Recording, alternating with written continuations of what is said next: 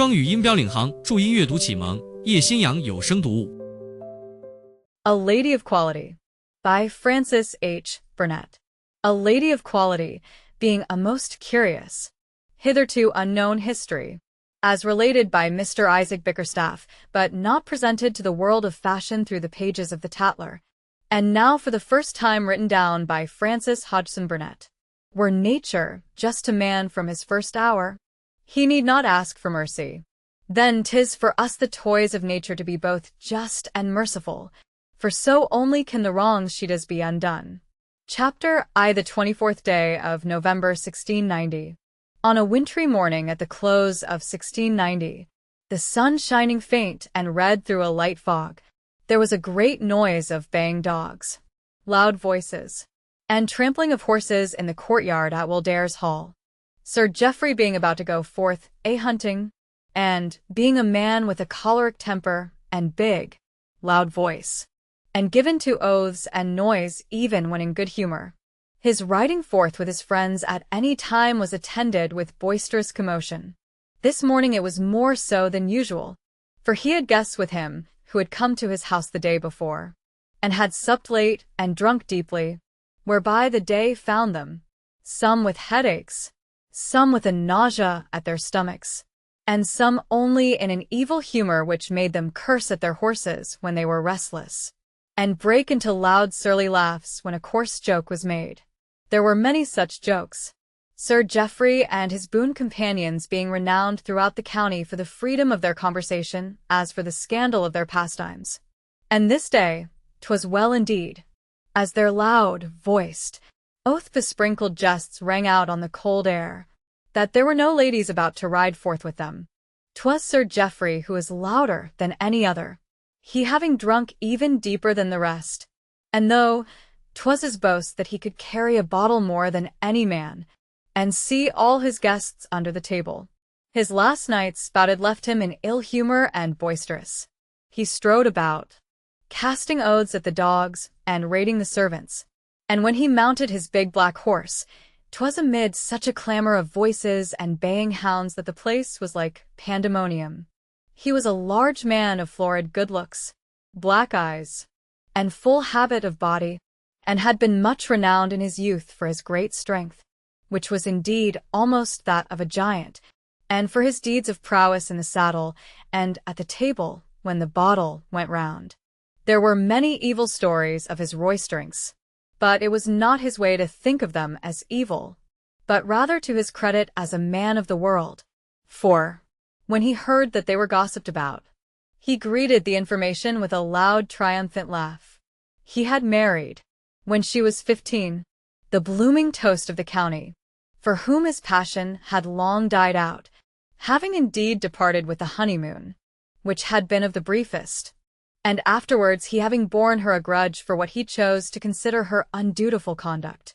This grudge was founded on the fact that, though she had presented him each year, since their marriage with a child, after 9 years had passed none had yet been sons, and, as he was bitterly at odds with his next of kin, he considered each of his offspring an ill turn done him. He spent but little time in her society, for she was a poor, gentle creature of no spirit, who found little happiness in her lot, since her lord treated her with scant civility, and her children one after another sickened and died in their infancy, until but 2 were left. He scarce remembered her existence when he did not see her face, and he was certainly not thinking of her this morning, having other things in view, and yet it so fell out that, while a groom was shortening a stirrup and being sworn at for his awkwardness, he by accident cast his eye upward to a chamber window peering out of the thick ivy on the stone. Doing so he saw an old woman draw back the curtain and look down upon him, as if searching for him with a purpose. He uttered an exclamation of anger. "Damnation! Mother Posset again," he said. "What is she there? Old frump?" The curtain fell, and the woman disappeared. But in a few minutes more an unheard-of thing happened among the servants in the hall. The same old woman appeared making her way with a hurried fretfulness, and she descended haltingly the stone steps and came to his side where he sat on his black horse. "The devil!" he exclaimed. "What are you here for? 'Tis not time for another wench upstairs." "Surely, 'tis not time," answered the old nurse acidly, taking her tone from his own. "But there is one, about an hour old, and my lady—" "Be damned to her," quoth Sir Geoffrey savagely. "A ninth one, and 'tis nine too many. 'Tis more than man can bear. She does it but to spite me. 'Tis ill treatment for a gentleman who wants an heir," the old woman answered, as disrespectful of his spouse as he was, being a time-serving crone, and knowing that it paid but poorly to coddle women who did not as their husbands would have them in the way of offspring. "It should have been a fine boy, but it is not. And my lady, damn her puling tricks," said Sir Geoffrey again, pulling at his horse's bit until the beast reared. "She would not let me rest until I came to you," said the nurse resentfully. "She would have you told that she felt strangely, and, before you went forth, would have a word with you." "I cannot come, and am not in the mood for it if I could," was his answer. "What folly does she give way to? This is the ninth time she hath felt strangely, and I have felt as squeamish as she, but 9 is more than I have patience for." "She is light-headed, mayhap," said the nurse. "She lieth huddled in a heap, staring and muttering, and she would leave me no peace till I promise to say to you, for the sake of poor little Daphne, whom you will sure remember." She pinched my hand, and said it again and again. Sir Geoffrey dragged at his horse's mouth and swore again. "She was 15 then, and had not given me 9 yellow-faced wenches," he said. "Tell her I had gone a-hunting, and you were too late," and he struck his big black beast with the whip, and it bounded away with him, hounds and huntsmen and fellow roisterers galloping after. His guests, who had caught at the reason of his wrath, grinning as they rode, in a huge chamber hung with tattered tapestries and barely set forth with cumbersome pieces of furnishing, my lady lay in a gloomy, canopied bed, with her newborn child at her side, but not looking at or touching it, seeming rather to have withdrawn herself from the pillow on which it lay in its swaddling clothes. She was but a little lady, and now, as she lay in the large bed, her face and form shrunken and drawn with suffering, she looked scarce bigger than a child. In the brief days of her happiness, those who toasted her had called her Titania for her fairy slightness and delicate beauty, but then her fair wavy locks had been of a length that touched the ground when her woman unbound them, and she had had the color of a wild rose and the eyes of a tender little fawn. Sir Geoffrey for a month or so had paid tempestuous court to her, and had so won her heart with his dashing way of love-making and the daringness of his reputation, that she had thought herself being child enough to think so the luckiest young lady in the world that his black eye should have fallen upon her with favor. Each year since, with the bearing of each child, she had lost some of her beauty. With each one her lovely hair fell out still more, her wild rose color faded, and her shape was spoiled. She grew thin and yellow, only a scant covering of the fair hair was left her, and her eyes were big and sunken. Her marriage having displeased her family, and Sir Geoffrey having a distaste for the ceremonies of visiting and entertainment, save where his own cronies were concerned, she had no friends, and grew lonelier and lonelier as the sad years went by. She being so without hope and her life so dreary, her children were neither strong nor beautiful, and died quickly, each one bringing her only the anguish of birth and death. This wintry morning her 9th lay slumbering by her side. The noise of baying dogs and boisterous men had died away with the last sound of the horses' hoofs. The little light which came into the room through the ivied window was a faint yellowish red. She was cold, because the fire in the chimney was but a scant, failing one. She was alone, and she knew that the time had come for her death. This she knew full well. She was alone, because, being so disrespected and deserted by her lord, and being of a timid and gentle nature, she could not command her insufficient retinue of servants, and none served her as was their duty. The old woman Sir Geoffrey had dubbed Mother Posset had been her sole attendant at such times as these for the past 5 years, because she would come to her for a less fee than a better woman. And Sir Geoffrey had sworn he would not pay for wenches being brought into the world.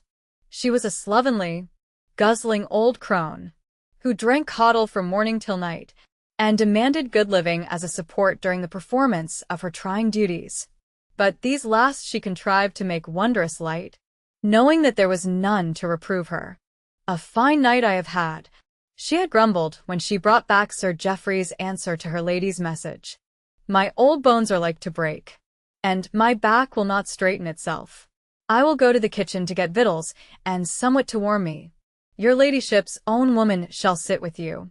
Her ladyship's own woman was also the sole attendant of the 2 little girls, Barbara and Anne, whose nursery was in another wing of the house, and my lady knew full well she would not come if she were told, and that there would be no message sent to her. She knew, too, that the fire was going out, but, though she shivered under the bedclothes, she was too weak to call the woman back when she saw her depart without putting fresh fuel upon it. So she lay alone, poor lady, and there was no sound about her, and her thin little mouth began to feebly quiver, and her great eyes, which stared at the hangings, to fill with slow cold tears, for in sooth they were not warm, but seemed to chill her poor cheeks as they rolled slowly down them, leaving a wet streak behind them which she was too far gone in weakness to attempt to lift her hand to wipe away. 9 times like this she panted faintly, and "'tis for naught but oaths and hard words that blame me. I was but a child myself, and he loved me, when 'twas my Daphne, and my beauteous little Daphne. He loved me in his own man's way. But now," she faintly rolled her head from side to side.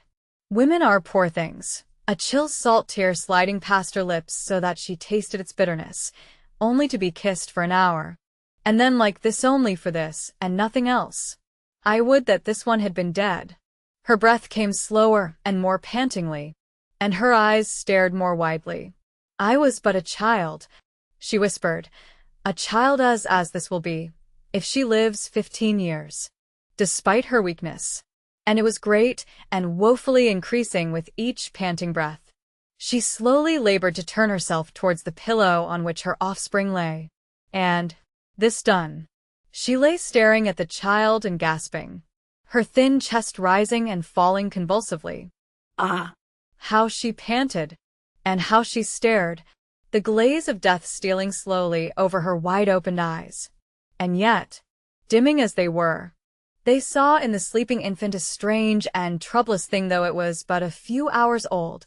'Tis not as red and crumple-visaged as newborn infants usually are. Its little head was covered with thick black silk, and its small features were of singular definiteness. She dragged herself nearer to gaze. "She looks not like the others," she said. "They had no beauty and are safe. She will be like Geoffrey and like me." The dying fire fell lower, with a shuddering sound. "If she is beautiful, and has but her father, and no mother," she whispered. The words dragged forth slowly. "Only evil can come to her. From her first hour she will know naught else. Poor heart, poor heart." There was a rattling in her throat as she breathed, but in her glazing eyes a gleam like passion leaped, and gasping, she dragged nearer. "'Tis not fair," she cried. If I could lay my hand upon thy mouth and stop thy breathing, thou poor thing, 'twould be fairer, but I have no strength." She gathered all her dying will and brought her hand up to the infant's mouth. A wild look was on her poor, small face.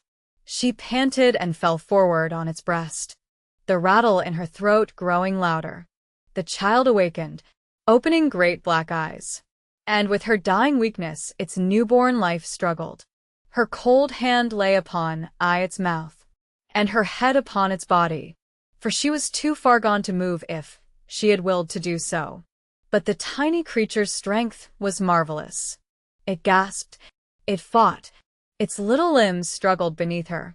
It writhed until the cold hand fell away, and then its baby mouth set free. It fell a-shrieking. Its cries were not like those of a newborn thing, but fierce and shrill, and even held the sound of infant passion. 'Twas not a thing to let its life go easily. 'Twas of those born to do battle. Its lusty screaming pierced her ear. Perhaps she drew a long, slow breath, and then another, and another still. The last one trembled and stopped short, and the last cinder fell dead from the fire. *****. When the nurse came bustling and fretting back, the chamber was cold as the grave self. There were only dead embers on the hearth. The newborn child's cries filled all the desolate air, and my lady was lying stone dead, her poor head resting on her offspring's feet, the while her open glazed eyes seemed to stare at it as if in asking fate some awful question. Chapter 2, in which Sir Geoffrey encounters his offspring. In a remote wing of the house, in barren, ill-kept rooms, the poor infants of the dead lady had struggled through their brief lives, and given them up, one after the other. Sir Geoffrey had not wished to see them, nor had he done so, but upon the rarest occasions, and then nearly always by some untoward accident, the 6 who had died, even their mother, had scarcely wept for. Her weeping had been that they should have been fated to come into the world, and when they went out of it she knew she need not mourn their going as untimely. The 2 who had not perished, she had regarded sadly day by day, seeing they had no beauty and that their faces promised none. Not but great beauty would have excused their existence in their father's eyes, as beauty might have helped them to good matches which would have rid him of them. But 'twas the sad ill fortune of the children and in Barbara to have been treated by nature in a way but niggardly. They were pale young misses, with insignificant faces and snub noses, resembling an aunt who died a spinster, as they themselves seemed most likely to. Sir Geoffrey could not bear the sight of them, and they fled at the sound of his footsteps. If it so happened that by chance they heard it, huddling together in corners, and slinking behind doors or anything big enough to hide them. They had no playthings and no companions and no pleasures but such as the innocent invention of childhood contrives for itself. After their mother's death a youth desolate and strange indeed lay before them. A spinster, who was a poor relation, was the only person of respectable breeding who ever came near them. To save herself from genteel starvation, she had offered herself for the place of governess to them, though she was fitted for the position neither by education nor character. Mistress Marjorie Wimpole was a poor, dull creature, having no wilful harm in her, but endowed with neither dignity nor wit. She lived in fear of Sir Geoffrey, and in fear of the servants, who knew full well that she was an humble dependent, and treated her as one. She hid away with her pupils in the bare schoolroom in the west wing, and taught them to spell and write and work samplers. She herself knew no more. The child who had cost her mother her life had no happier prospect than her sisters. Her father felt her more an intruder than they had been, he being of the mind that to house and feed and clothe, howsoever poorly, these 3 burdens on him was a drain scarcely to be borne. His wife had been a toast and not a fortune, and his estate not being great, he possessed no more than his drinking, roistering, and gambling made full demands upon. The child was baptized Clorinda, and bred, so to speak, from her first hour, in the garret and the servants' hall. Once only did her father behold her during her infancy, which event was a mere accident, as he had expressed no wish to see her, and only came upon her in the nurse's arms some weeks after her mother's death. 'Twas quite by chance. The woman, who was young and buxom, had begun an intrigue with a groom, and having a mind to see him, was crossing the stable-yard, carrying her charge with her, when Sir Geoffrey came by to visit a horse. The woman came plump upon him, entering a stable as he came out of it. She gave a frightened start, and almost let the child drop, at which it set up a strong, shrill cry, and thus Sir Geoffrey saw it, and seeing it, was thrown at once into a passion which expressed itself after the manner of all his emotion, and left the nurse quaking with fear. "Thunder and damnation," he exclaimed, as he strode away after the encounter. "'Tis the ugliest yet. A yellow-faced girl brat, with eyes like an owl's in an ivy bush, and with a voice like a very peacock's. Another mocking, plain slut that no man will take off my hands." He did not see her again for 6 years. But little wit was needed to learn that 'twas best to keep her out of his sight, as her sisters were kept, and this was done without difficulty, as he avoided the wing of the house where the children lived, as if it were stricken with the plague. But the child Clorinda, it seemed, was of lustier stock than her older sisters, and this those about her soon found out to their grievous disturbance. When Mother Posset had drawn her from under her dead mother's body, she had not left shrieking for an hour, but had kept up her fierce cries until the roof rang with them, and the old woman had jogged her about and beat her back in the hopes of stifling her, until she was exhausted and dismayed. For the child would not be stilled, and seemed to have such strength and persistence in her as surely infant never showed before. "Never saw I such a brat among all I have brought into the world," old Posset quavered. "She hath the voice of a 6 months' boy. It cracks my very ears." "Hush thee, then, thou little wild cat." This was but the beginning.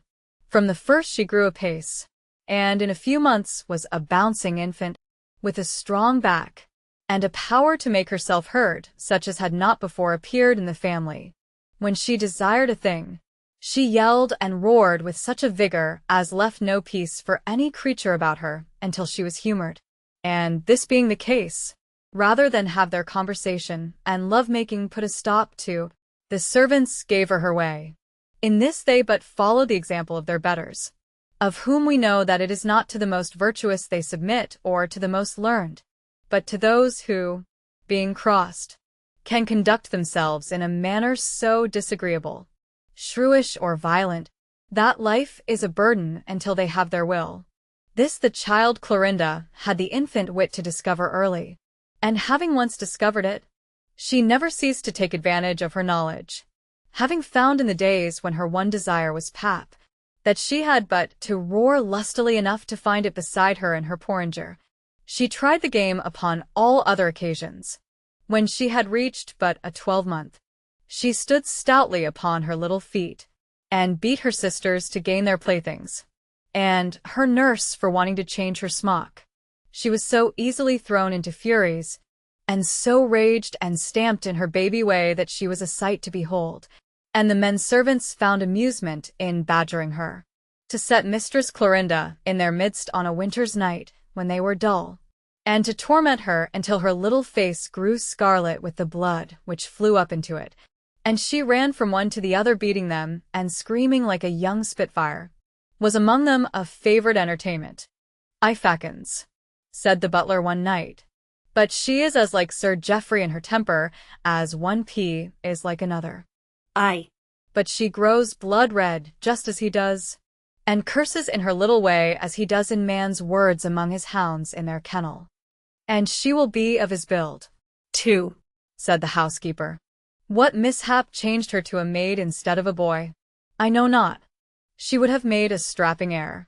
She has the thigh and shoulders of a handsome man-child at this hour, and she is not 3 years old." "Sir Geoffrey missed his mark when he called her an ugly brat," said the woman who had nursed her. "She will be a handsome woman though large in build. It may be. She will be a brown beauty, but she will have a color in her cheeks and lips like the red of Christmas holly, and her owl's eyes are as black as sloes, and have fringes on them like the curtains of a window.